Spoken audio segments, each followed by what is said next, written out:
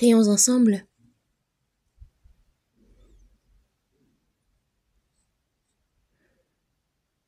Dieu notre Père qui est saint et miséricordieux et qui nous aime, nous vivions éloignés de toi dans nos péchés. Nous qui étions perdus, tu as eu pitié de nous.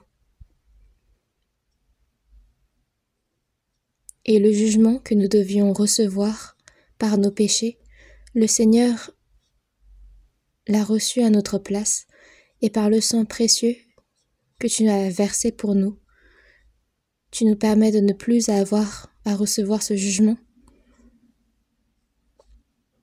Tu nous donnes la vie éternelle pour entrer dans le royaume des cieux. Merci pour cette grande grâce. En cette heure, nous qui avons été sauvés par ton sang précieux, nous nous réunissons à ton nom. Et pour toi, nous te louons, nous apprenons la parole. Et dans cette assemblée sainte que tu as permis, nous te remercions. En cette heure, nous croyons en ce que tu es avec nous. Veille sur chacun d'entre nous. Et soutiens-nous par ta droite miséricordieuse. Et par ta parole et par ta puissance, renouvelle-nous.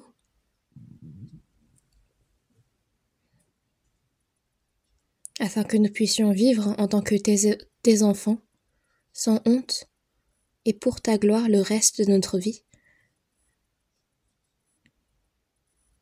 Règne sur nous et guide-nous, toutes les églises du monde, les nombreuses églises, tous les frères et sœurs qui, malgré les difficultés, gardent la foi et prêchent ton évangile, sois avec chacun d'entre eux. Sois avec eux par ta parole, par ta sagesse, par la puissance du Saint-Esprit, afin que dans n'importe quelle difficulté, ils puissent prêcher avec assurance ton évangile et guider les âmes perdues à toi pour qu'ils puissent recevoir le salut et pour que ton œuvre puisse s'accomplir encore plus grandement. Tu nous donnes la parole dont nous avons besoin en ton temps et tu nous indiques la voie à suivre. Aujourd'hui, en cette heure encore, il y a une parole que tu souhaites nous transmettre. Aide-nous à comprendre ta volonté sainte. Nous sommes toujours trop faibles. Nous ne pouvons totalement voir quelle est ta volonté et parfois nous suivons les désirs de notre chair. Mais par ta parole, rends-nous parfaits afin que nous puissions vivre tout entier en tant que tes enfants. Guide-nous pour cela.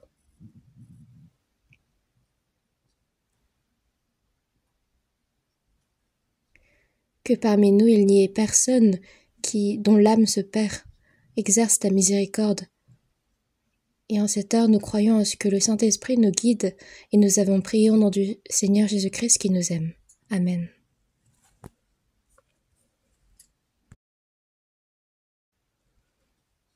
Cherchons la Bible dans l'Évangile selon Matthieu chapitre 24.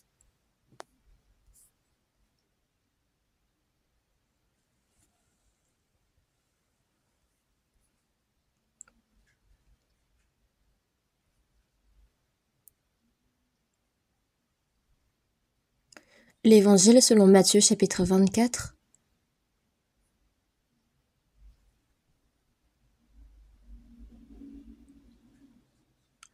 Verset 42 au verset 44, je vais lire. Matthieu chapitre 24, verset 42 jusqu'au verset 44, je vais lire. Veillez donc, puisque vous ne savez pas quel jour votre Seigneur viendra. Sachez-le bien, si le maître de la maison savait à quelle veille de la nuit le voleur doit venir, il veillerait et ne laisserait pas percer sa maison. C'est pourquoi, vous aussi, tenez-vous prêts, car le Fils de l'homme viendra à l'heure où vous n'y penserez pas. Jusqu'ici?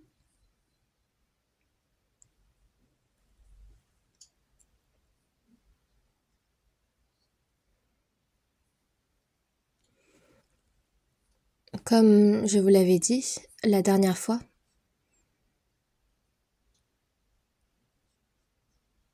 les chrétiens sauvés attendent la venue du Seigneur.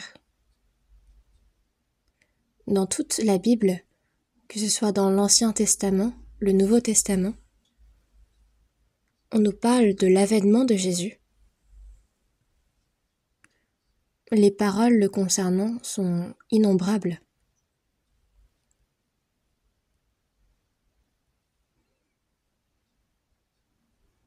Et le jour de l'avènement du Seigneur, toutes les choses qui ont été prévues par Dieu vont s'accomplir.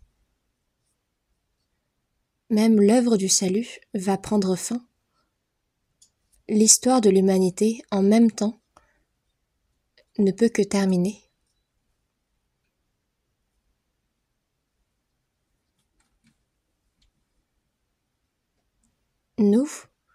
Nous vivons dans le dernier temps qui a été prévu par Dieu. Nous ne pouvons qu'en être sûrs. Et nous attendons la venue du Seigneur. Dans Hébreux chapitre 10, verset 37, « Encore un peu de temps. Celui qui doit venir viendra et il ne tardera pas. » Il y a une telle parole. Encore un peu de temps, il est dit.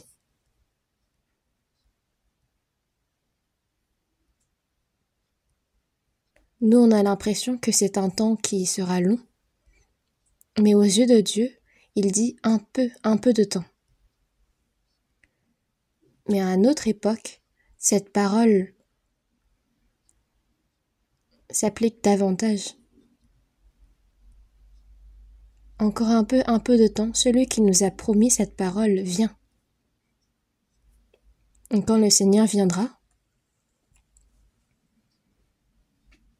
alors l'œuvre du salut va se terminer. Et même la vie de foi menée par les chrétiens sauvés dans ce monde va se terminer. Puis nous irons nous présenter auprès du Seigneur. Et c'est avec le Seigneur que nous entrerons au royaume des cieux éternels.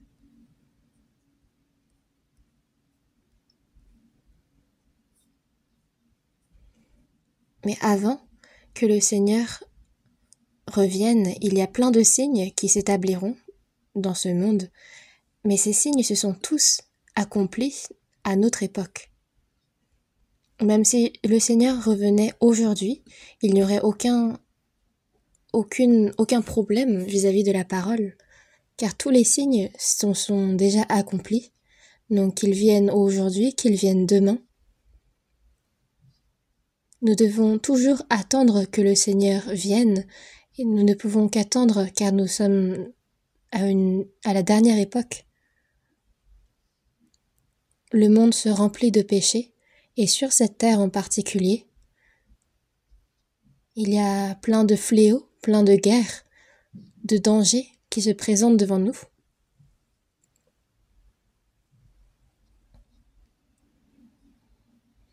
Il y a également des tribulations prévues pour la fin des temps. Mais quand le Seigneur reviendra, les chrétiens sauvés, il est dit que nous serons sauvés de toutes ces tribulations. Dieu s'était décidé à juger ce monde par les eaux, mais avant de juger le monde par le déluge, il a pris Enoch de son vivant dans les cieux. Et comme il a prévu également de juger ce monde par le feu, avant de faire tomber ce jugement, il nous prendra avec lui. C'est pourquoi nous devons attendre la venue du Seigneur, et c'est avec ce cœur-là que nous devons nous demander quelle sorte de personnes nous devons être devant Dieu. C'est pourquoi la dernière fois, nous avons vu que quand le Seigneur va revenir depuis les nuées, comme il est marqué dans 1 Thessaloniciens chapitre 4 verset 16, « Car le Seigneur lui-même a un signal donné à la voix d'un archange et au son de la trompette de Dieu, descendra du ciel, et les morts en Christ ressusciteront premièrement. » C'est pourquoi on parle de l'avènement dans le ciel. Tous les chrétiens qui ont reçu le salut, qu'ils soient morts ou vivants, nous serons appelés à lui vers le ciel. Et nous allons être transformés en des corps éternels, en des corps spirituels. Ensuite, nous les vivants qui serons restés, nous serons tous ensemble enlevés avec eux sur des nuées, à la rencontre du Seigneur dans les airs, et ainsi nous serons toujours avec le Seigneur. Il y a en premier ceux qui sont sauvés et qui sont morts, qui vont être ressuscités, puis nous les vivants qui serons restés, nous allons être transformés et enlevés avec eux dans les nuées, à la rencontre du Seigneur dans les airs. Mais il faut savoir que nous vivons à une époque où il n'est pas étrange pour nous d'être enlevés vivants dans les cieux. Pourquoi ? Parce que tous les signes qui prévoient la venue du Seigneur se sont accomplis à notre époque. Donc qu'ils viennent aujourd'hui ou qu'ils viennent demain, nous devons attendre sa venue. C'est certain que nous vivons dans cette époque-là. Et nous allons voir qu'est-ce qui se passe avec la venue du Seigneur aujourd'hui. Il y aura l'avènement de Jésus dans les cieux, puis 7 années plus tard, il y a Jésus qui revient sur cette terre. Donc c'est de ce contenu-là que je vais vous parler aujourd'hui. Dans l'Évangile selon Matthieu, chapitre 16,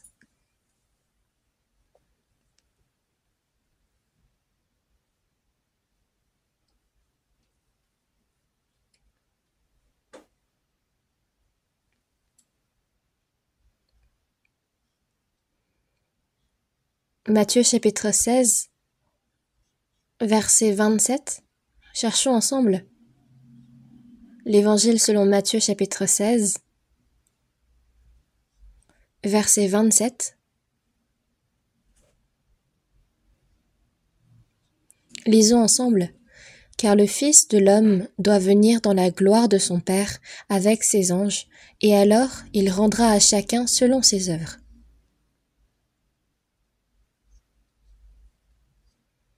Jésus, le Fils de l'homme, Jésus qui est le Fils de Dieu, est venu sur cette terre en tant que Fils de l'homme, mais il doit venir dans la gloire de son Père avec ses anges. La première venue de Jésus dans ce monde, c'était pour sauver les pécheurs. Il s'est humilié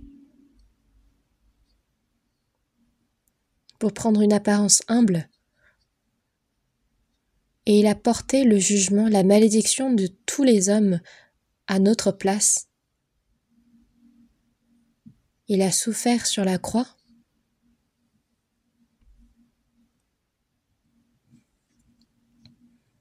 Mais Jésus qui revient de nouveau, il va venir dans la gloire de son Père avec ses anges.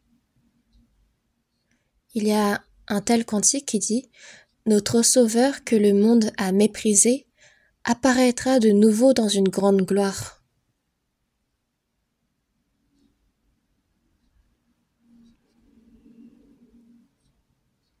Notre Sauveur que le monde a méprisé, a abandonné, ce Jésus-là, quand il va apparaître de nouveau, ce sera dans une grande gloire, dans la gloire de son Père Dieu.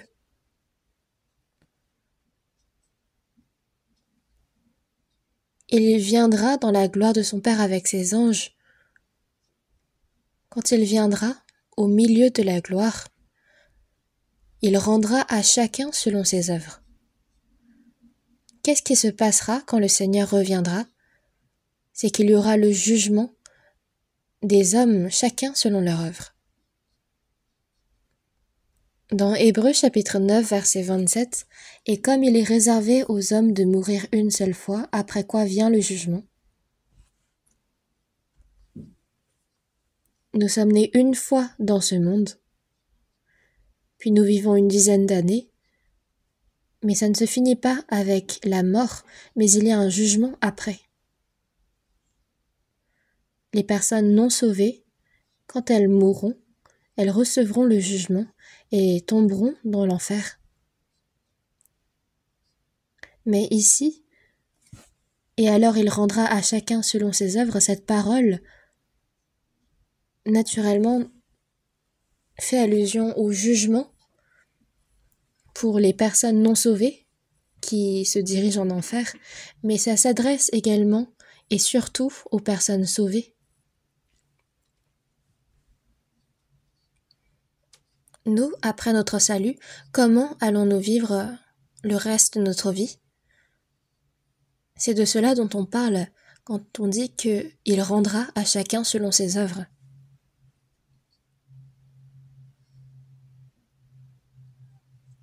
Dans 2 Corinthiens chapitre 5 versets 9 et 10, l'apôtre Paul dit « C'est pour cela aussi que nous nous efforçons de lui être agréables, soit que nous demeurions dans ce corps, soit que nous le quittions. » Donc soit que nous vivions, soit que nous mourions. Nous nous efforçons de lui être agréables, c'est ce qu'il a dit. Mais pourquoi? Car il nous faut tous comparaître devant le tribunal de Christ, afin que chacun reçoive selon le bien ou le mal qu'il aura fait étant dans son corps. Pourquoi, durant le reste de notre vie sur cette terre, devons-nous vivre selon la volonté de Dieu et devons-nous nous efforcer à lui être agréables? C'est parce que le jour où le Seigneur revient,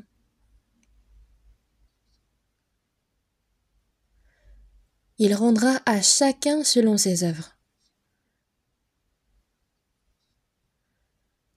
Il y a forcément un tribunal de Christ pour les chrétiens. Pour les personnes non sauvées, c'est comme il est dit dans Apocalypse chapitre 20, verset 20, que les morts recevront le jugement, qu'il y aura une rétribution, et qu'il y aura une deuxième mort, une seconde mort. Donc même les personnes non sauvées recevront un jugement selon leurs œuvres. Bien sûr, ils iront en enfer car ils n'ont pas cru, mais selon tout le mal, tous les péchés qu'ils auront commis sur cette terre, qu'ils dérobent, qu'ils trompent, qu'ils soient meurtriers, il y a plein de péchés différents qu'ils auront commis, et c'est selon ces œuvres-là qu'ils recevront un jugement. Ils iront tous en enfer, mais le jugement, l'intensité du jugement sera différente. Et c'est pourquoi il y a une parole que je dis souvent, c'est même si vous n'avez pas envie de recevoir le salut, péchez un peu moins alors. Parce qu'ils iront tous en enfer, mais la souffrance qu'ils auront en enfer sera également différente. Pour les personnes sauvées, le jugement concernant leurs péchés a été porté par Jésus à notre place. Mais après le salut, comment ils ont vécu leur vie, on parle des œuvres. C'est selon ces œuvres-là que le chrétien sera également jugé.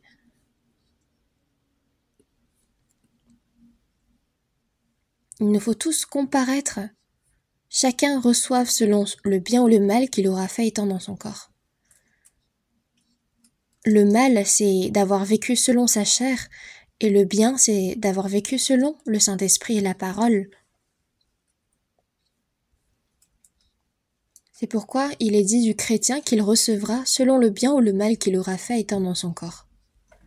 Donc après notre salut, comment nous aurons vécu notre vie, c'est ça qui va être jugé quand nous nous tiendrons dans le tribunal de Christ. Et c'est différent de la gloire éternelle qui nous est réservée. Il est sûr que nous allons entrer dans la gloire éternelle. Mais quand nous recevrons les récompenses, ce n'est pas une remise de prix où chacun reçoit un prix et on applaudit pour les autres, mais c'est comment nous aurons vécu notre vie après le salut. la gloire que chacun recevra sera différente et cette gloire reste éternelle. Donc toute la vie que nous menons après notre salut, les paroles que nous aurons prononcées, les actions que nous aurons faites vont être révélées quand nous nous tiendrons devant Dieu. Il ne faut pas oublier ce fait. Chacun recevra selon le bien ou le mal qu'il aura fait étendre dans son corps. On parle donc des chrétiens ici.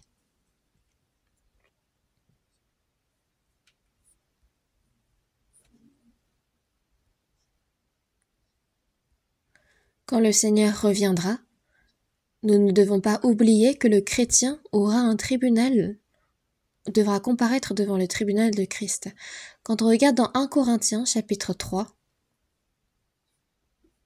verset 15, « Pour lui, il sera sauvé, mais comme au travers du feu. » Il y a une telle parole. Quand j'étais à Busan, il y avait eu un grand incendie. Il y a des maisons entières qui ont été rasées par le feu en un instant. Puis d'autres qui étaient en train de dormir paisiblement dans leur maison, qui ont dû fuir. Même des riches qui ne pouvaient prendre avec eux rien avec eux et qui ont fui. C'était l'hiver. Et on était en train de fuir et on était poussés jusqu'à nous précipiter jusqu'à la mer parce que le feu continuait à avancer.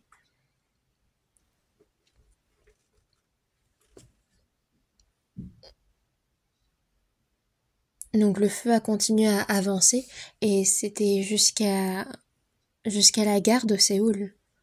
C'était une expérience très effrayante. Puis là-bas, on nous distribuait des couvertures pour nous couvrir. On a été vraiment pourchassés par le feu jusqu'à la mer. Donc même des riches, c'est en l'espace d'une soirée qui se retrouvent sans rien. Donc cette parole qui dit « Il sera sauvé mais comme au travers du feu », c'est que nous avons été certes sauvés depuis l'enfer, mais il y a des personnes qui se retrouvent avec rien d'autre que sa vie. C'est un salut honteux. Donc quand le Seigneur reviendra,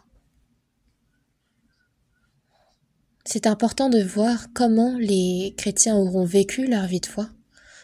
Certains vont être complimentés, ils vont recevoir une grande gloire, d'autres qui vont être châtiés et qui vont être humiliés.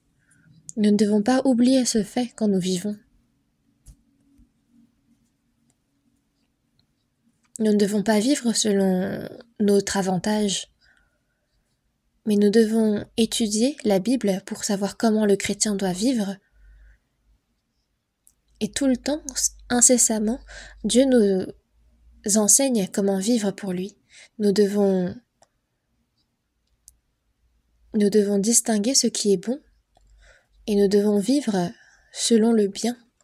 Nous ne devons pas tout simplement vivre en étant satisfaits de notre salut, mais nous devons être séparés du monde. Puis dans 1 Corinthiens chapitre 4 verset 5, « Quand Dieu, le Seigneur, reviendra, alors chacun recevra de Dieu la louange qui lui sera due. » Après le salut, il verra comment nous avons vécu pour sa volonté. Si on n'a pas bien vécu, il y aura donc des récompenses, des louanges ou alors des châtiments. Dans Apocalypse chapitre 22 verset 12, « Voici, je viens bientôt, et ma rétribution est avec moi pour rendre à chacun selon ce qu'est son œuvre. » Le Seigneur lui-même souhaite revenir bientôt. Il dit « Voici, je viens bientôt. » Et il réserve une rétribution pour rendre à chacun selon ce qu'est son œuvre. Quand il reviendra, il revient avec sa rétribution. Et nous, qui sommes sauvés, il y a à chacun une rétribution selon notre œuvre.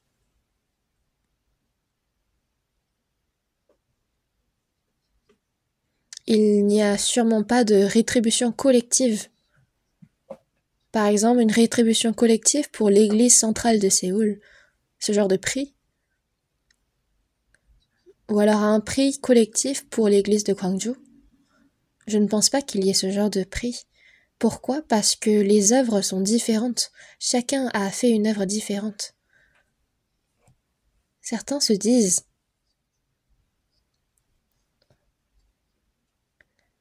Certains, ils se donnent tout entier à l'œuvre de Dieu, au service, à l'évangile. Puis il y en a d'autres qui restent tous assis. Ce ne serait pas juste d'avoir une rétribution collective pour ces deux. Mais le Seigneur, quand il reviendra, réserve une rétribution différente selon l'œuvre de chacun. Et nous, qui attendons la venue du Seigneur, nous devons sans cesse réfléchir à quelle sorte de personne nous devons être devant Dieu, car le Seigneur nous récompensera selon notre œuvre. Donc Jésus va revenir depuis les cieux, il va nous enlever dans les nuées, puis il y aura 7 années de tribulation.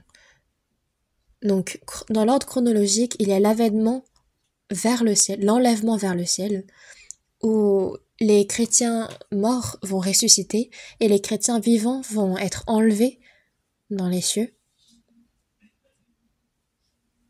Puis sur cette terre, il y aura ce qu'on appelle les 7 années de tribulation qui vont commencer. Pendant les 3 ans et demi, il y aura une paix, une fausse paix qui va s'établir sur cette terre. Puis, au milieu de ces 7 années,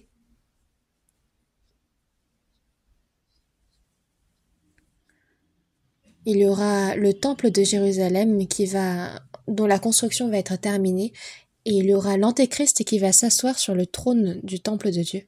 Dans 2 Thessaloniciens, chapitre 2, verset 4, jusqu'à s'asseoir dans le temple de Dieu, se proclamant lui-même Dieu. On parle ici de l'Antéchrist.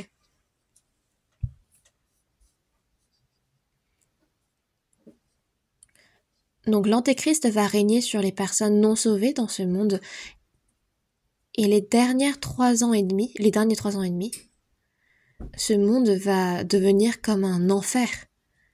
Parce que Dieu va faire tomber sur lui toutes sortes de malédictions. Et quand ces dernières 3 années et demie vont se terminer, Jésus va revenir de nouveau sur cette terre. Voyons ensemble dans Apocalypse, chapitre 1.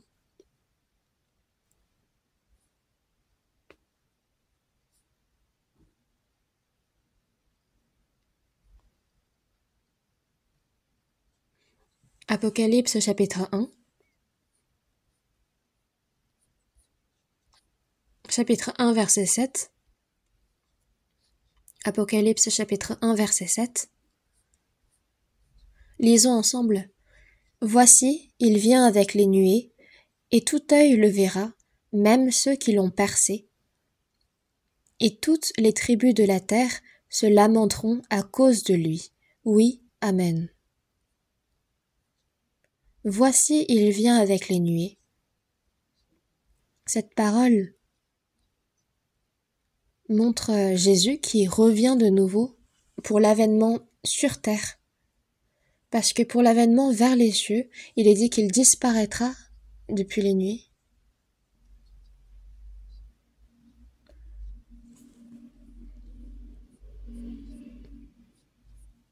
Mais Christ, qui doit venir dans la gloire de son Père avec ses anges,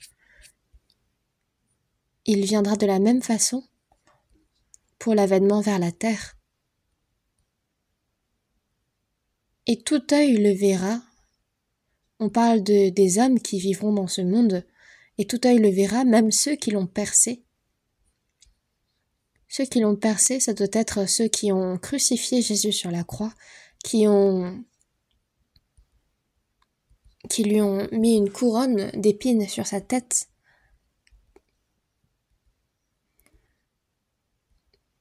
Ça s'est passé il y a des milliers d'années, mais là, quand on parle de ceux qui l'ont percé, c'est une expression pour dire tous ceux qui ont méprisé Jésus, donc les Juifs, par exemple. Même encore aujourd'hui, il y a plein de juifs qui ne croient pas que Jésus est mort sur la croix. Ils ne pensent qu'au Messie qui vient dans la gloire. Mais quand le Seigneur reviendra,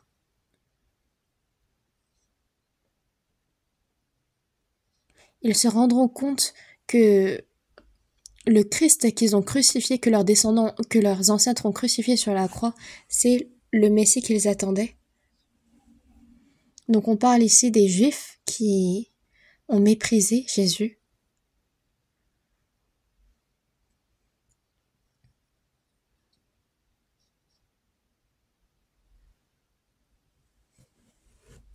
Et c'est un péché tellement grand que ce n'est pas seulement les ancêtres qui ont crucifié Jésus qui vont être châtiés, mais c'est tous leurs descendants, tous les Juifs qui ont été persécutés dans le monde entier dans l'histoire de l'humanité.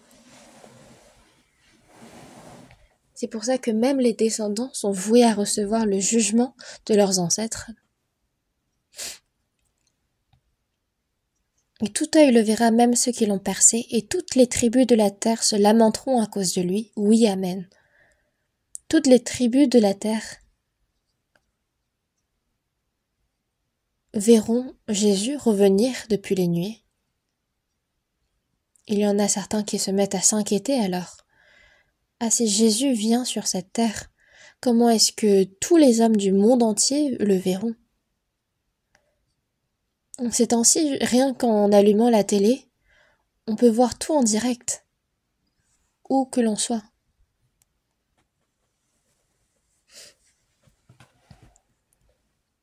Toutes les tribus de la terre se lamenteront à cause de lui. Oui, amen.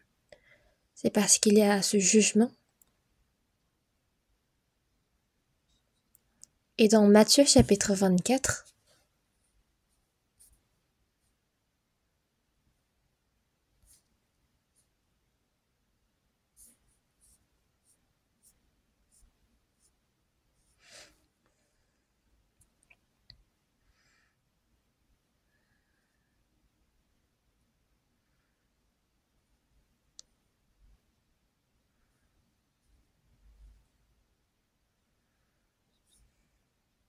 avant de regarder Matthieu chapitre 24, voyons ensemble dans Zacharie chapitre 14. On voit la place où Jésus est monté dans les cieux. Son avènement s'est passé sur la montagne des Oliviers, son ascension, pardon.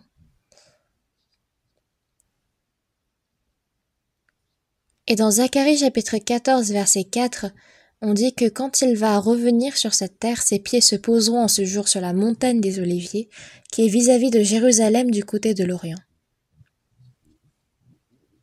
C'est exactement le même endroit où il est monté dans les cieux devant ses disciples.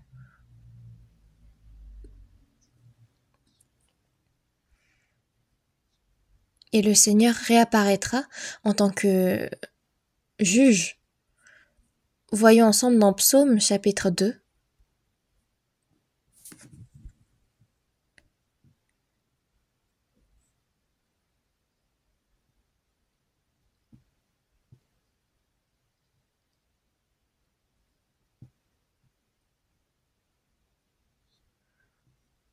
Psaume chapitre 2, verset 1. Je vais lire. Pourquoi ce tumulte parmi les nations, ces vaines pensées parmi les peuples? Pourquoi les rois de la terre se soulèvent-ils et les princes se liguent-ils avec eux contre l'Éternel et contre son oint? Brisons leurs liens, délivrons-nous de leurs chaînes. Celui qui siège dans les cieux rit, le Seigneur se moque d'eux. Puis il leur parle dans sa colère, il les épouvante dans sa fureur. C'est moi qui ai oint mon roi sur Sion, ma montagne sainte.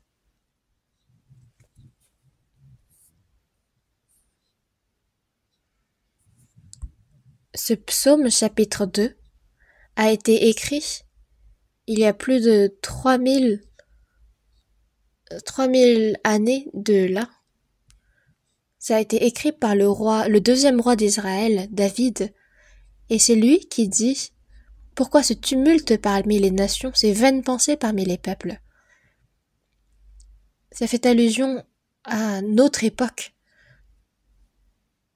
où les nations, les peuples se soulèvent contre Dieu. Pourquoi les rois de la terre se soulèvent-ils et les princes se liguent-ils avec eux contre l'Éternel et contre son oint? Son oint, Christ. Brisons leurs liens, délivrons-nous de leurs chaînes.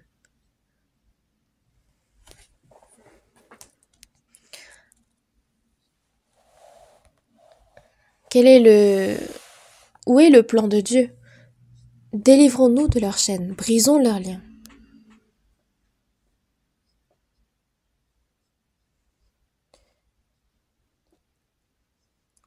Et il est dit que celui qui siège dans les cieux rit, Dieu, en les voyant, se moque d'eux. Puis il leur parle dans sa colère. Quand les nations de ce monde vont se manifester contre Dieu, quand ils vont se soulever contre lui, Dieu va se moquer d'eux et il va leur parler dans sa colère. C'est moi qui oins mon roi sur Sion, ma montagne sainte. Mon roi ici, c'est Jésus-Christ, celui qui a été crucifié par les Juifs, par les hommes. Et ils le verront revenir en tant que juge sur cette terre.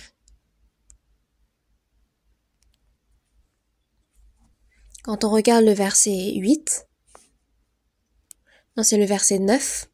Tu les briseras avec une verge de fer. Tu les briseras comme le vase d'un potier. Quand Christ va juger ce monde, c'est avec une verge de fer qu'il va les briser comme le vase d'un potier. Ça va se briser, c'est sûr. C'est avec une verge de fer qu'il va les briser. Il va les briser comme le vase d'un potier.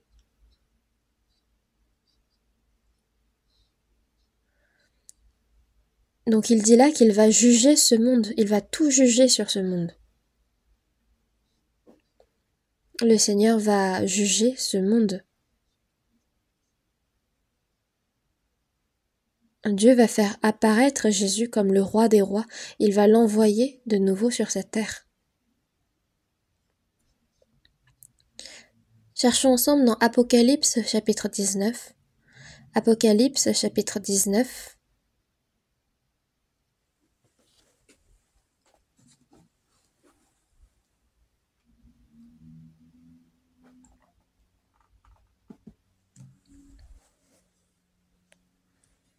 Apocalypse chapitre 19 verset 11.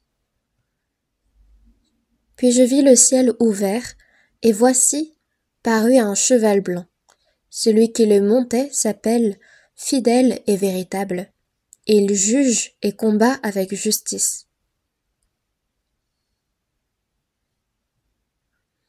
Ici on voit le ciel qui est ouvert, et qu'il parut un cheval blanc. Celui qui le montait s'appelle Fidèle et Véritable, et il juge et combat avec justice. De qui on parle? C'est de Jésus-Christ.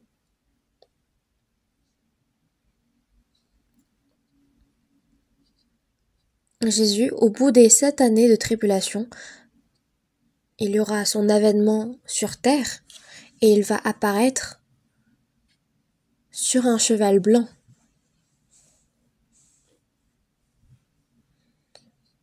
Il juge et combat avec justice. La justice est la justice de Dieu. C'est cette justice qui ne tolère pas le péché et il juge le péché.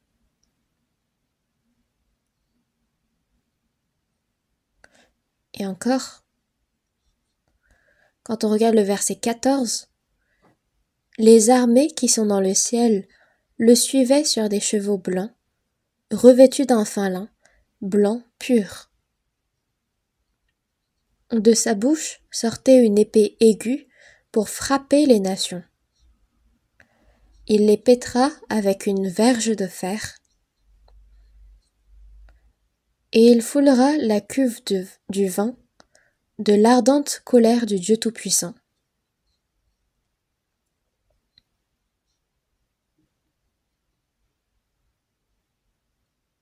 Il avait sur son vêtement et sur sa cuisse un nom écrit, Roi des rois et Seigneur des seigneurs.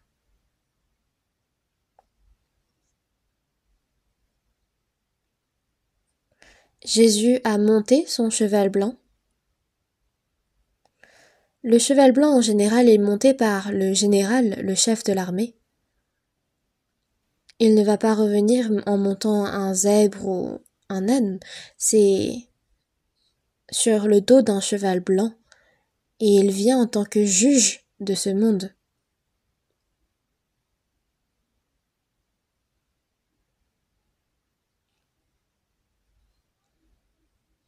Il y a aussi des armées qui sont dans le ciel, qui le suivaient sur des chevaux blancs, revêtus d'un fin lin blanc pur. Quand le Seigneur revient, il y a les armées qui sont dans le ciel et qui le suivent sur des chevaux blancs. Et ces armées ne désignent pas les anges, mais c'est les chrétiens sauvés qui, au milieu de la gloire, quand le Seigneur reviendra pour juger le monde, les suivront.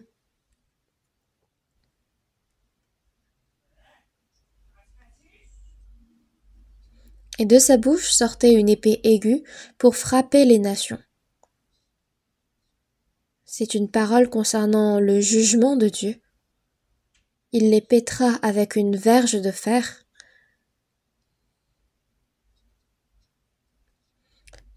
Comme cette parole qui disait qu'il les brisera comme un vase de terre, il y aura ce jugement dans cette fin des temps.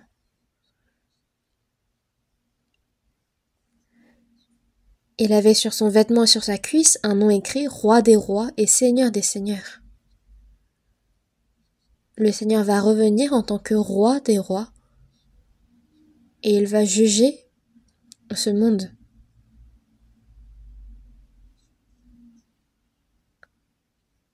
Et nous attendons le Seigneur qui revient.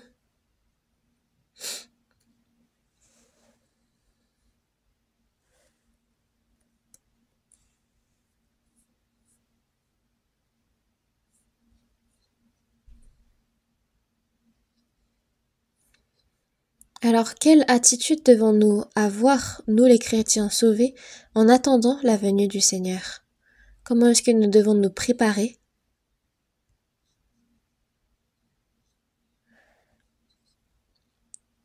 L'attitude, la position que doit avoir le chrétien qui attend l'avènement du Seigneur, c'est dans la droiteté, c'est dans Psaume chapitre 101.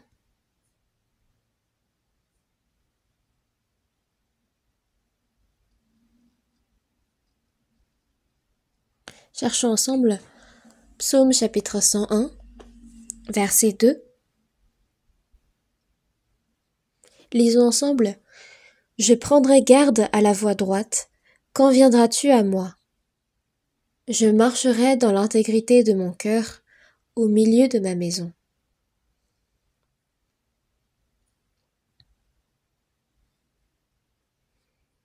C'est David qui a prononcé cette parole. Je prendrai garde à la voie droite. Quand viendrais-tu à moi? Peu importe quand le Seigneur revient, une personne qui l'attend, c'est une personne qui va prendre garde à la voie droite. Et cette voie droite, c'est la parole de Dieu. Dans le psaume, chapitre 119, verset 105, il est dit « Ta parole est une lampe à mes pieds et une lumière sur mon sentier. »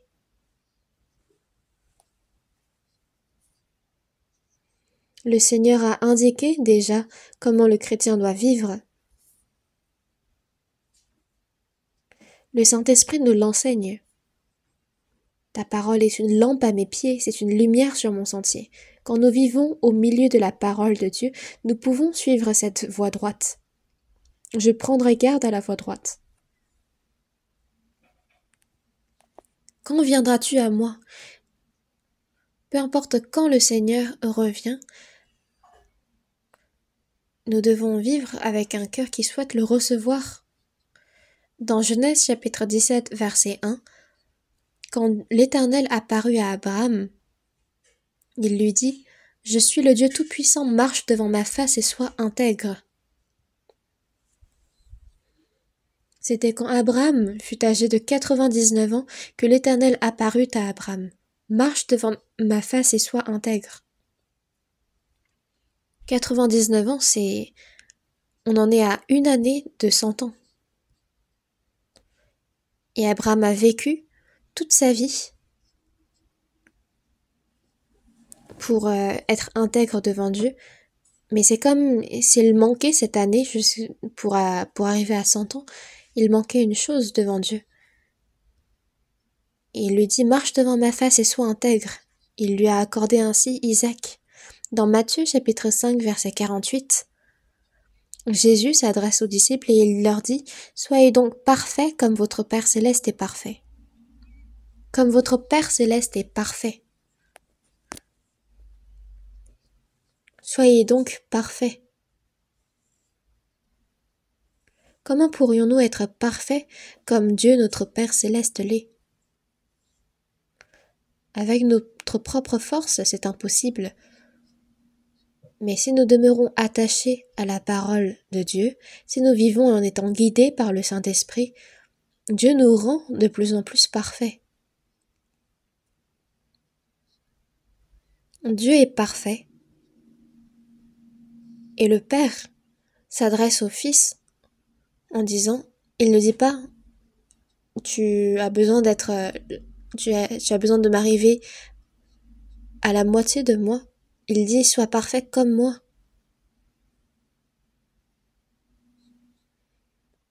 C'est ce que le Père souhaite au Fils. Dans Colossiens, cherchons ensemble l'Épître aux Colossiens, chapitre 1.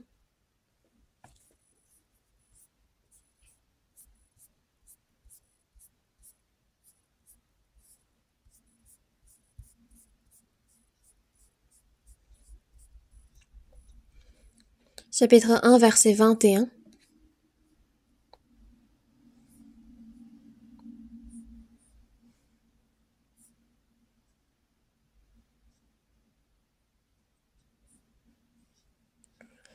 Colossiens chapitre 1, verset 21 et verset 22, lisons ensemble. Et vous qui étiez autrefois étrangers et ennemis par vos pensées et par vos mauvaises œuvres, il vous a maintenant réconciliés par sa mort dans le corps de sa chair pour vous faire paraître devant lui saint, irrépréhensible et sans reproche. Nous étions autrefois étrangers et ennemis par nos pensées et par nos mauvaises œuvres de Dieu. Mais par la mort du Seigneur sur la croix, il a détruit l'inimitié qu'on avait avec lui. Et par sa mort dans le corps de sa chair, il nous a maintenant réconciliés pour vous faire paraître devant lui saint, irrépréhensible et sans reproche.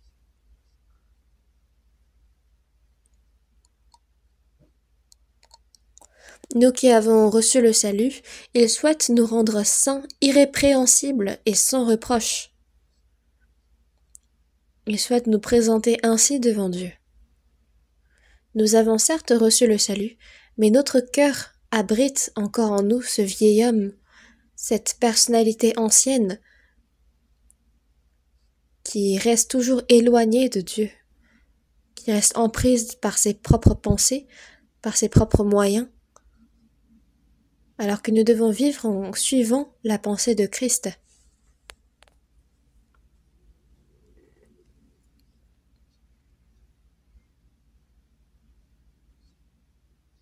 Il souhaite nous faire paraître devant Dieu saints, irrépréhensibles et sans reproche. Et c'est petit à petit, progressivement, qu'il nous rend parfaits.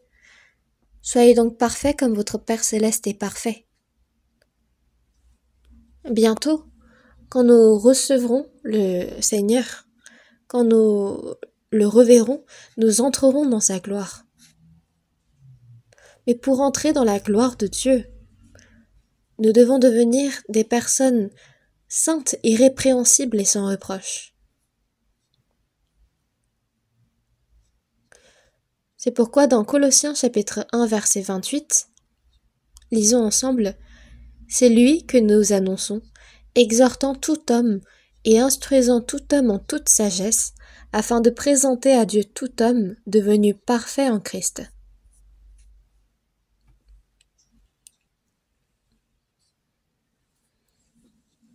C'est lui que nous annonçons, exhortant tout homme et instruisant tout homme en toute sagesse. L'apôtre Paul disait qu'il exhortait et qu'il instruisait tout homme en toute sagesse. Nous, c'est par le Saint-Esprit de Dieu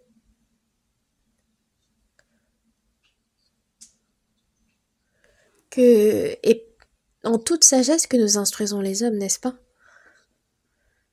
Mais c'est afin de présenter à Dieu tout homme devenu parfait en Christ. Nous avons certes reçu le salut, mais nous ne sommes pas parfaits encore. Il y a encore plein de choses en nous qui appartenons à la chair, et c'est petit à petit que nous devons nous les enlever. C'est comme la larve de cigale qui devient une cigale, ou alors c'est comme une chenille qui devient un papillon et qui s'envole. Nous devons être transformés petit à petit. Notre cœur doit changer, notre vie doit changer, pour que quand le Seigneur revient, il ne reste plus que notre corps à être transformé.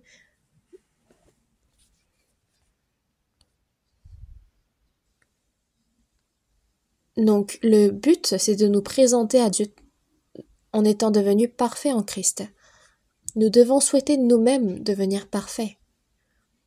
Je dois être bien meilleur que les personnes de ce monde.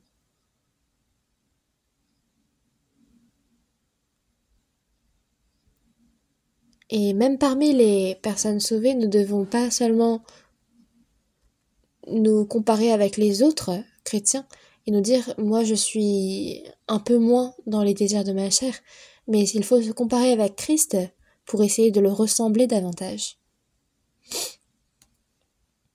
Afin de présenter à Dieu tout homme devenu parfait en Christ. Après notre salut, c'est par la parole, le Saint-Esprit, que Dieu nous enseigne et qu'il nous guide. Et la raison pour cela, c'est pour nous purifier, pour nous renouveler, afin de présenter à Dieu tout homme devenu parfait en Christ. Et c'est ça l'objectif. Il nous faut devenir parfait. Cherchons ensemble dans 1 Pierre chapitre 1, verset 6. 1 Pierre chapitre 1.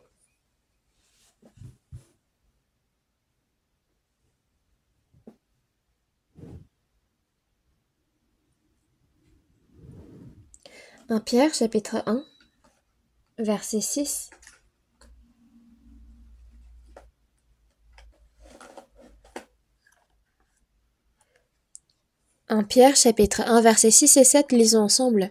« C'est là ce qui fait votre joie, quoique maintenant, puisqu'il le faut, vous soyez attristés pour un peu de temps, par diverses épreuves, afin que l'épreuve de votre foi, plus précieuse que l'or périssable, qui cependant est éprouvé par le feu, ait pour résultat la louange, la gloire et l'honneur, lorsque Jésus-Christ apparaîtra. »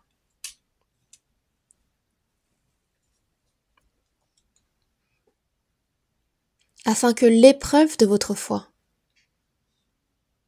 On parle d'ici de l'épreuve de votre foi.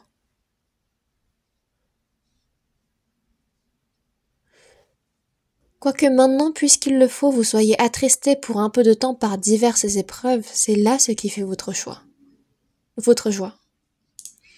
Aux chrétiens sauvés, il y a diverses épreuves. On parle de la souffrance.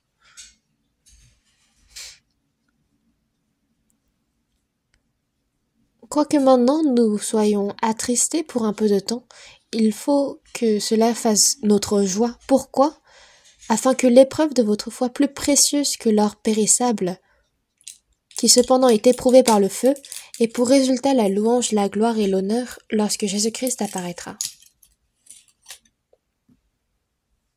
Après avoir traversé plusieurs souffrances, on parle de l'épreuve de notre foi.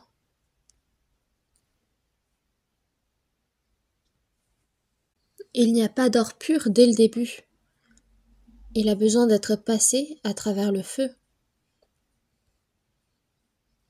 Il doit être éprouvé par le feu. J'avais déjà assisté à ce processus moi-même. Et ce morceau d'or, ils le mettent au milieu du feu pour le faire fondre entièrement. Puis ils le reprennent.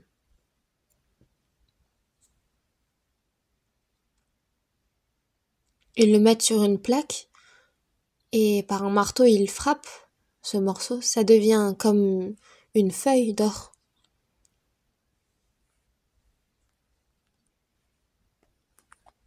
Et s'il y a des impuretés, ça se brise, donc il faut le remettre au feu. C'est ainsi qu'il devient un or pur.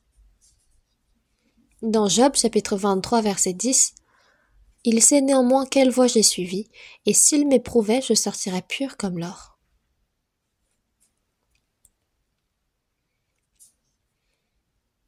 Nous, malgré le fait que nous ayons reçu le salut, nous sommes comme cet or impur. Il y a encore en nous beaucoup d'impuretés. Et c'est pour nous débarrasser de ces impuretés que Dieu nous donne plusieurs difficultés, des épreuves, des souffrances. Mais après avoir bien traversé ces souffrances, notre foi deviendra plus précieuse que l'or périssable.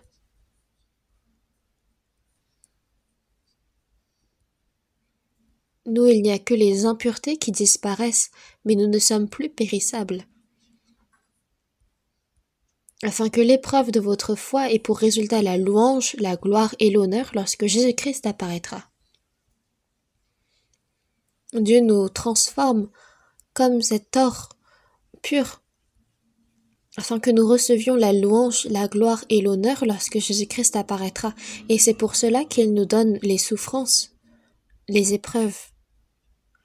Nous ne devons donc pas les fuir, mais nous devons les traverser et les surmonter. Cherchons ensemble dans 1 Pierre chapitre 4.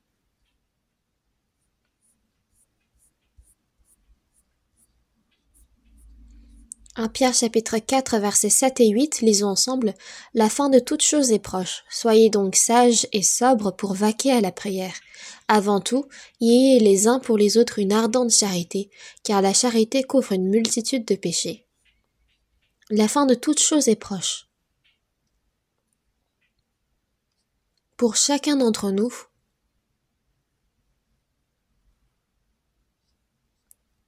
on doit nous souvenir de l'âge que nous avons, mais même collectivement, généralement, la fin de toute chose est proche. Car quand Dieu va juger le monde, il va mettre fin à toute créature, à toute chose. La fin de toute chose est proche, soyez donc sages et sobres pour vaquer à la prière. Les chrétiens sauvés doivent se ressaisir. Qu'est-ce que c'est que se ressaisir ? C'est parce que les hommes n'ont pas toute leur tête, on dirait. On dirait qu'ils sont fous. Ils sont fous dans l'argent, dans les femmes, dans le succès, la réussite. Ils sont tous sous l'emprise de quelque chose. Mais nous devons être sages et sobres.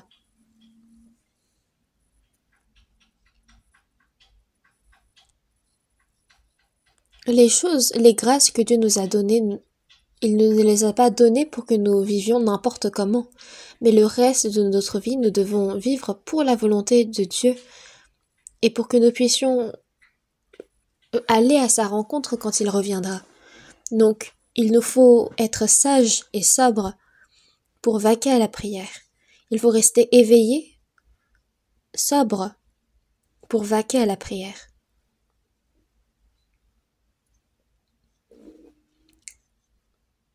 Au point que, peu importe quand le Seigneur revient, nous soyons toujours prêts à le recevoir.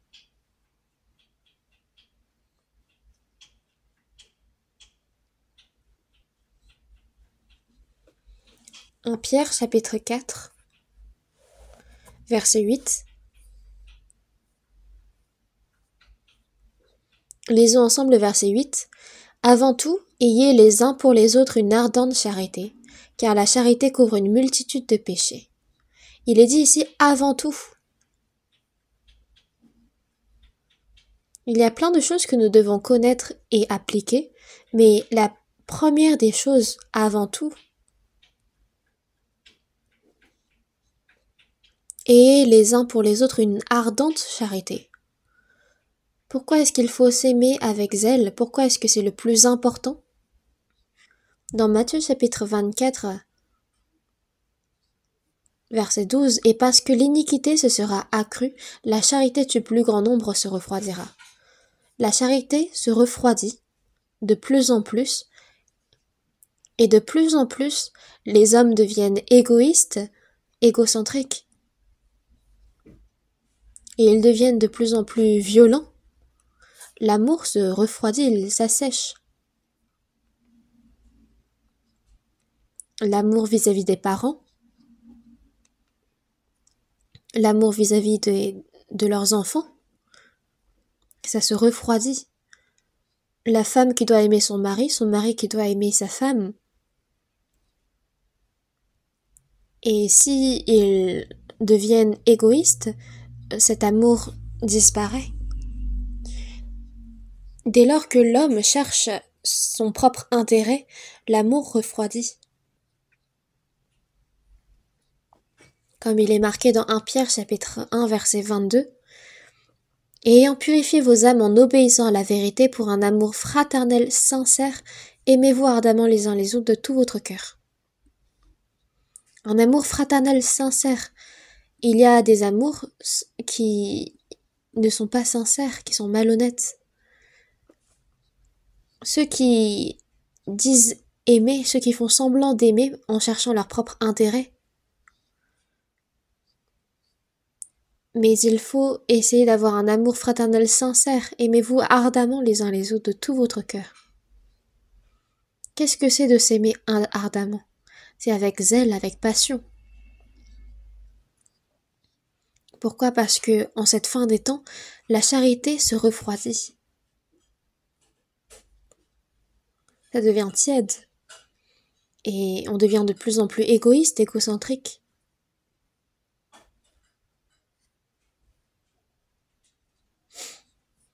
Dans 1 Thessaloniciens, chapitre 2, verset 19, cherchons ensemble 1 Thessaloniciens, chapitre 2, verset 19.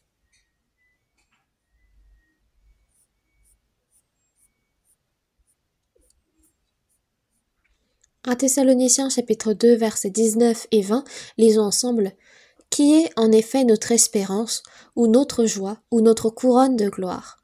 N'est-ce pas vous aussi, devant notre Seigneur Jésus, lors de son avènement? Oui, vous êtes notre gloire et notre joie. »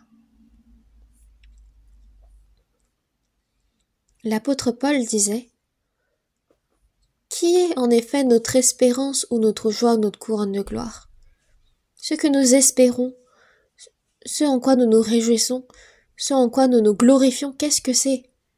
N'est-ce pas vous aussi, devant notre Seigneur Jésus lors de son avènement?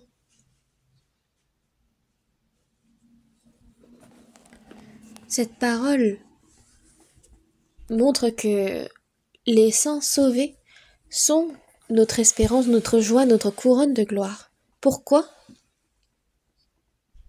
Parce que les personnes sauvées, les saints sauvés, dans l'Église, ils aiment Dieu, ils s'aiment les uns les autres. Et quand ils se présenteront, après avoir fait ces choses devant le Seigneur, chacun d'entre nous sera notre joie, notre consolation, notre couronne de gloire. Quand nous nous tiendrons devant le Seigneur,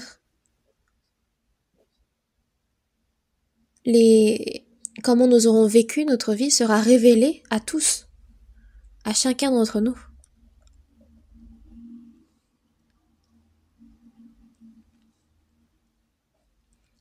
Voyons dans 1 Jean chapitre 3. 1 Jean chapitre 3.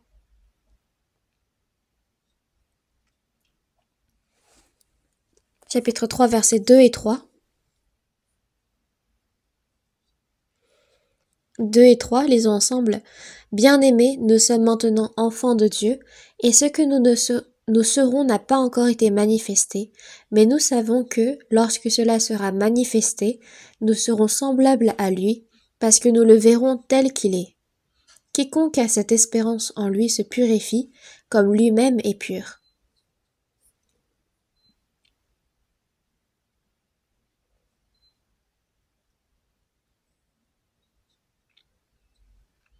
Nous sommes maintenant enfants de Dieu. Nous avons été sauvés, Dieu nous a pris pour être ses enfants, et ce que nous serons n'a pas encore été manifesté. Même en étant enfants de Dieu, certains de nous sommes pauvres, d'autres tombent malades, nous sommes méprisés par les hommes. Même si nous sommes enfants de Dieu, ce que nous serons n'a pas encore été manifesté.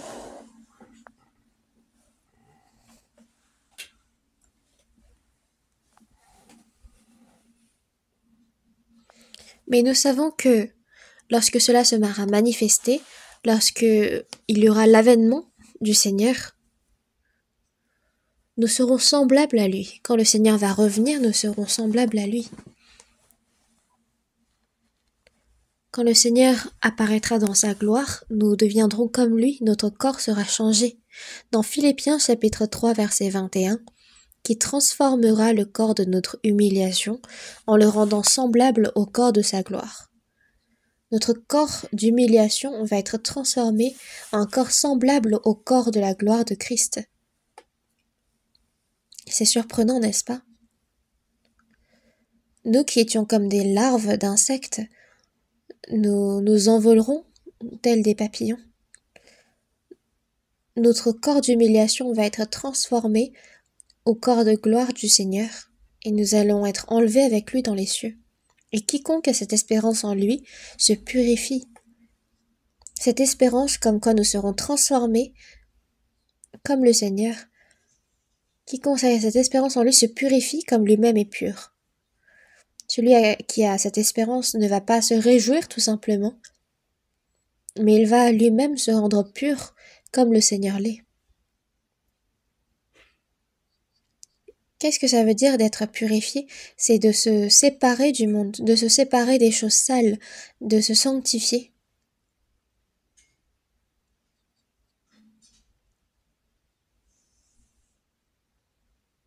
Donc il nous faut nous séparer saintement du monde. Nous devons nous séparer du péché. Cherchons ensemble dans 1 Thessaloniciens chapitre 3. 1 Thessaloniciens chapitre 3. Chapitre 3 verset 13. 1 Thessaloniciens chapitre 3 verset 13, lisons ensemble. Afin d'affermir vos cœurs pour qu'ils soient irréprochables dans la sainteté devant Dieu notre Père, lors de l'avènement de notre Seigneur Jésus, avec tous ses saints.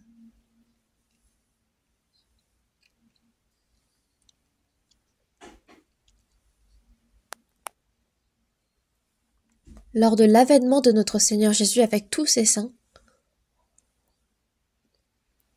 afin d'affermir vos cœurs pour qu'ils soient irréprochables dans la sainteté devant Dieu notre Père. Que nous soyons irréprochables et saints devant Dieu notre Père, il le souhaite. Quand le Seigneur va venir dans sa gloire, afin de nous laisser participer à cette gloire, il souhaite affermir nos cœurs pour qu'ils soient irréprochables et saints devant Dieu. Il nous rend de plus en plus irréprochables et saints. Il faut que nous aussi nous efforcions à cela. Même si maintenant nous ne sommes pas parfaits comme Christ, nous devons nous efforcer à devenir parfaits. Il dit que la larve de cigale, c'est en 7 années, c'est en 7 ans qu'il devient une cigale. Donc il y a ce processus. Puis à un moment donné, il se débarrasse de sa coquille et il devient une cigale. Et de la même façon, nous aussi, nous devons petit à petit, progressivement devenir parfaits. Cherchons ensemble aussi dans 2 Pierre chapitre 3.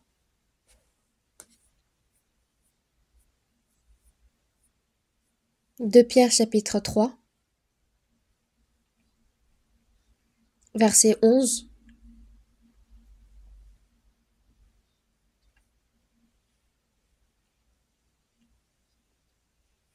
verset 12 aussi. Lisons ensemble. Puisque donc toutes ces choses doivent se dissoudre, qu'elles ne doivent pas être la sainteté de votre conduite et votre piété, tandis que vous attendez et hâtez l'avènement du jour de Dieu, à cause duquel les cieux enflammés se dissoudront et les éléments embrasés se fondront. Et le verset 13. Mais nous attendons, selon sa promesse, de nouveaux cieux et une nouvelle terre où la justice habitera. Nous attendons que le Seigneur revienne.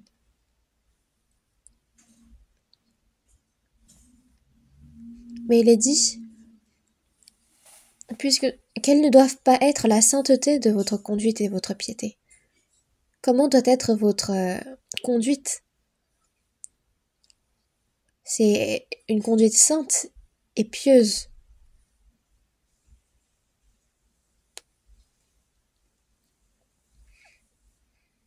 Pour devenir saints, irréprochables devant le Seigneur, nous devons nous séparer du monde.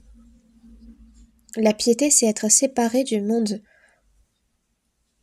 Dans Jean chapitre 15, verset 19, « Et parce que vous n'êtes pas du monde, et que je vous ai choisi du milieu du monde. » C'est ce que Jésus a dit à ses disciples.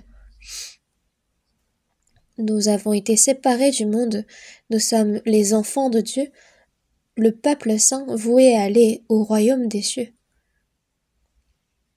Et petit à petit, nous devons être transformés. Dans Apocalypse chapitre 22, verset 11, il est dit que celui qui est saint se sanctifie encore, que le juste pratique encore la justice, que celui qui est souillé se souille encore, que celui qui est injuste soit encore injuste. Ceux qui sont voués à aller au royaume des cieux doivent changer, se sanctifier, et ceux qui sont voués à aller en enfer deviennent de plus en plus méchants pour être prêts à entrer en enfer.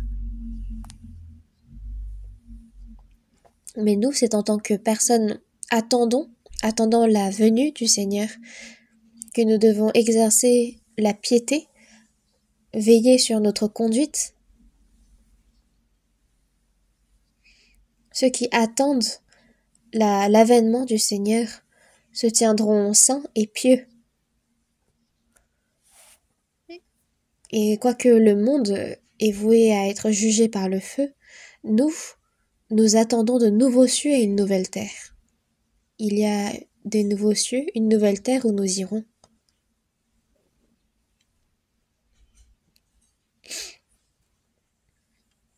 Nous sommes des personnes destinées à entrer dans ces nouveaux cieux, dans cette nouvelle terre.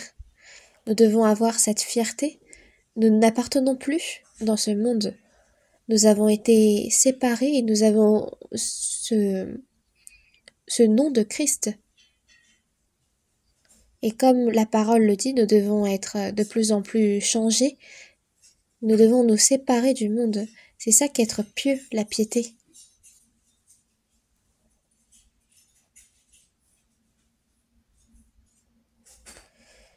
Cherchons aussi dans Luc, l'Évangile selon Luc, chapitre 21.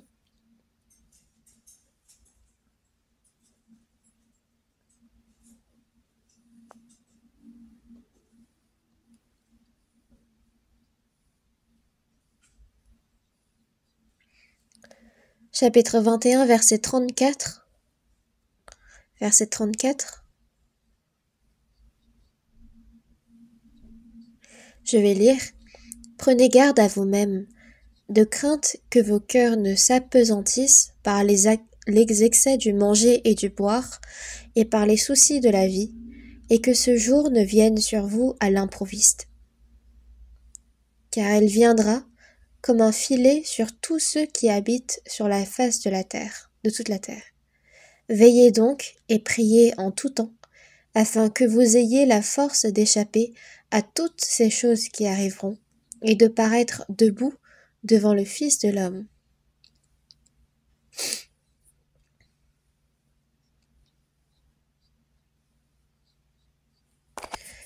En parlant de son avènement, Et Jésus est en train de nous avertir, prenez garde à vous-même, de craindre que vos cœurs ne s'apesantissent par les excès du manger et du boire. Les excès du manger et du boire, c'est de vivre selon le bon plaisir de sa chair, de s'enivrer, et par les soucis de la vie. Certaines personnes vivent en étant addictes à l'alcool, d'autres dont le cœur s'appesantit par les soucis de la vie. Même les chrétiens peuvent s'appesantir par les soucis de la vie. Et que ce jour ne vienne sur vous à l'improviste. C'est quoi les pièges? Il y a les pièges par exemple pour les rats. On essaye d'attraper des rats ou des souris. Donc on installe des pièges et on met dessus de la viande qu'on a huilée.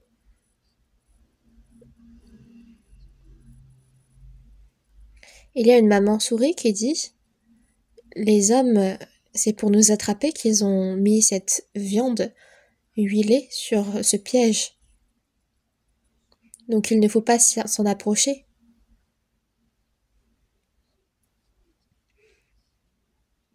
Mais l'enfant souris dit « Je peux juste regarder alors. »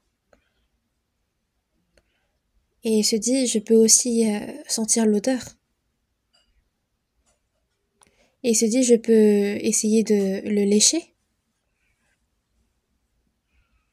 Et il se dit « Je peux juste en prendre un morceau et partir. » Mais c'est bon, il est attrapé. C'est de la même façon que les chrétiens sauvés s'approchent de plus en plus du monde. C'est petit à petit. Et quand le cœur s'appesantit, on en arrive à ne plus comprendre quelle est la valeur. Et que ce jour ne vienne sur vous à l'improviste. C'est comme ce filet qui s'étend sur tous ceux qui habitent sur la face de toute la terre.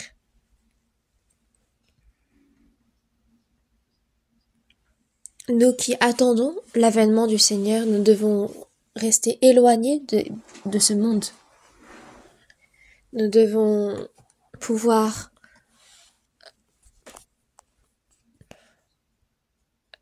nous devons pouvoir prendre une distance depuis les soucis de la vie. Dans Luc chapitre 21 verset 36, lisons ensemble « Veillez donc et priez en tout temps, afin que vous ayez la force d'échapper à toutes ces choses qui arriveront et de paraître debout devant le Fils de l'homme. » Le Seigneur dit « Vous devez avoir la force d'échapper à toutes ces choses qui arriveront, d'échapper à toutes ces tribulations qui attendent ce monde, et de paraître debout devant le Fils de l'homme. Pour cela, veillez donc et priez en tout temps. » Une vie éveillée, une vie de prière. La prière, c'est... Nous avons tous notre téléphone avec nous. Et avec le téléphone, on peut en tout temps recevoir des appels ou alors téléphoner, on est prêt. La prière, c'est un moyen de communiquer en tout temps avec Dieu. Et ça montre à quel point notre cœur est ouvert. Il faut donc être éveillé. Si notre cœur n'est pas éveillé et qu'il dort, on ne peut pas communier avec le Seigneur. Mais il faut veiller en tout temps et prier. Ça fait référence à une vie où on est sans cesse en communication avec Dieu.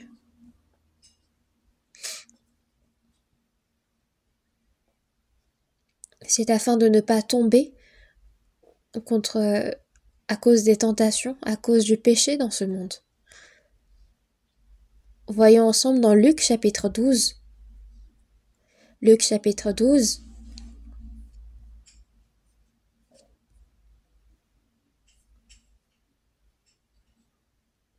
Verset 35. Luc chapitre 12, verset 35.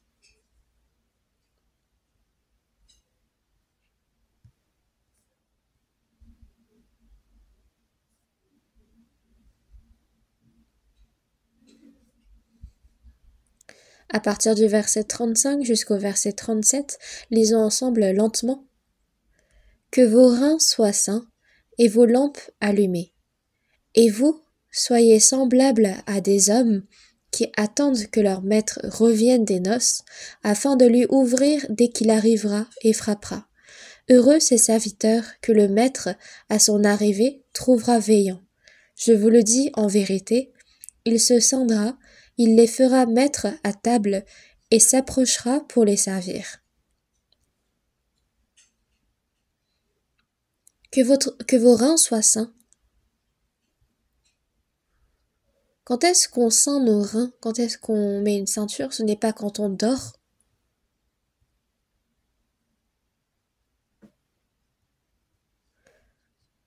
Mais c'est toujours être éveillé dans une position où on est disposé à travailler et vos lampes allumées. La lampe de la parole de Dieu doit être toujours allumée. Ça ne signifie pas qu'il ne faut jamais dormir, qu'il faut toujours rester debout. Mais nos cœurs doivent toujours rester éveillés devant la parole de Dieu. On doit être ainsi debout. Et c'est ça que vos reins soient sains et vos lampes allumées. C'est une chose continuelle. Et vous, soyez semblables à des hommes qui attendent que leur maître revienne des noces, afin de lui ouvrir dès qu'il arrivera et frappera. Les noces en Israël, il me semblerait que ça se passe surtout la nuit, le soir. Et si les noces se prolongent, alors le maître peut revenir dans sa maison le soir, pendant la nuit. Mais si le maître revient des noces la nuit, soyez semblables à des hommes qui soient prêts à lui ouvrir dès qu'il arrivera et frappera. Les serviteurs doivent toujours rester éveillés et prêts à ouvrir la porte à leur maître. Si le maître est arrivé devant la porte et qu'il frappe mais qu'il n'y a personne pour lui ouvrir, ses serviteurs vont être châtiés par leur maître.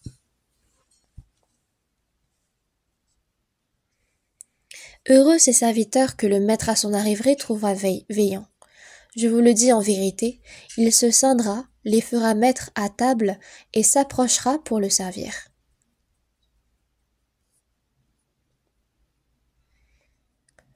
Quand le maître verra ses serviteurs être veillants ainsi, il les fera mettre à table et il s'approchera pour les servir. C'est ce qu'il se passera pour le Seigneur. Nous ne savons pas quand est-ce que le Seigneur reviendra, mais nous devons toujours avoir un cœur prêt à le servir.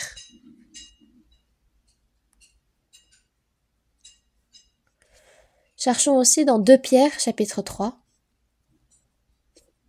2 Pierre chapitre 3.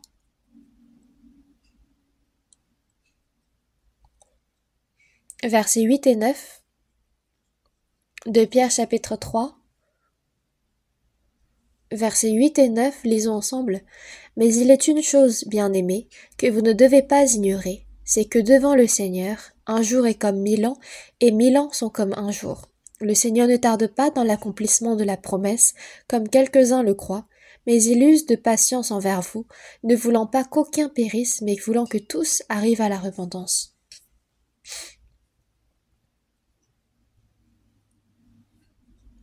Pour le Seigneur, c'est un jour est comme 1000 ans, et 1000 ans sont comme un jour.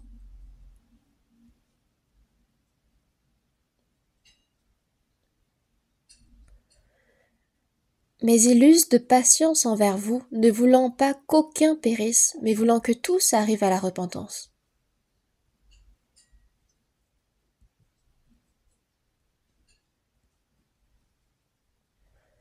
Le Seigneur souhaite que tous arrivent à la repentance. Il ne souhaite qu'aucun périsse, mais que tous se repentent et qu'ils soient sauvés. C'est pour ça qu'il use de patience, il attend. Mais même ça a une limite.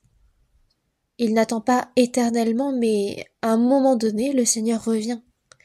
Et quand on regarde le verset 15, « Croyez que la patience de notre Seigneur est votre salut. » La patience du Seigneur.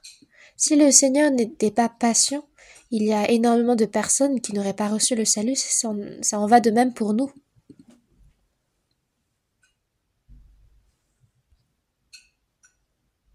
Mais afin que de nombreuses personnes reçoivent encore le salut, le Seigneur attend. Et nous, que devons-nous faire? Nous devons reconnaître la patience du Seigneur et nous devons nous efforcer, et contribuer à ce que de nombreuses personnes encore puissent recevoir le salut. C'est pourquoi nous attendons que le Seigneur revienne. Parce que nous vivons à une époque où nous pouvons voir le Seigneur de notre vivant. Comme il est marqué dans Matthieu chapitre 24, de même quand vous verrez toutes ces choses, sachez que le Fils de l'homme est proche à la porte. Je vous le dis en vérité, cette génération ne passera point que tout cela n'arrive.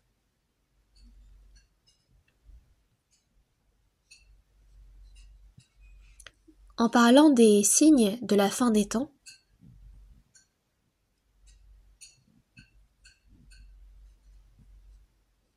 il a dit que toutes ces choses vont arriver, mais de même quand vous verrez toutes ces choses, sachez que le Fils de l'homme est proche à la porte. Avant que cette génération passe, tous ces signes s'accompliront et la génération qui vit pour voir ces choses. Le dernier signe, c'est le rétablissement d'Israël. Israël qui était comme le figuier dont les branches étaient asséchées, mais en 2000 ans, il est devenu indépendant, il est devenu un grand État, un État puissant. Et c'est le signe le plus sûr de tous ceux que le Seigneur avait prophétisés. Et je vous le dis en vérité, cette génération ne passera point, cette génération sera toujours vivante, que tout cela n'arrive. Cette génération, c'est la nôtre. Nous vivons à une époque où toutes ces choses se passent et c'est surprenant, mais nous devons toujours rester éveillés à attendre l'avènement du Seigneur. Prions ensemble. Dieu notre Père qui est miséricordieux, en cette fin des temps que tu as fixée, tu nous as appelés d'entre nombreux du monde et tu nous as séparés du monde, merci. Bientôt, nous attendons ta revenue. Aide-nous afin que notre cœur ne soit pas pris par les choses du monde, le reste de notre vie, que nous ne suivions pas les désirs de notre chair, mais que nous puissions suivre toujours ta volonté, toujours attendre ta venue et pouvoir t'accueillir dans ta gloire. Aide-nous et guide-nous pour cela. Le reste de notre vie, que ce soit par ta parole, par la puissance du Saint-Esprit que tu nous guides, et nous avons prié au nom du Seigneur Jésus-Christ. Amen.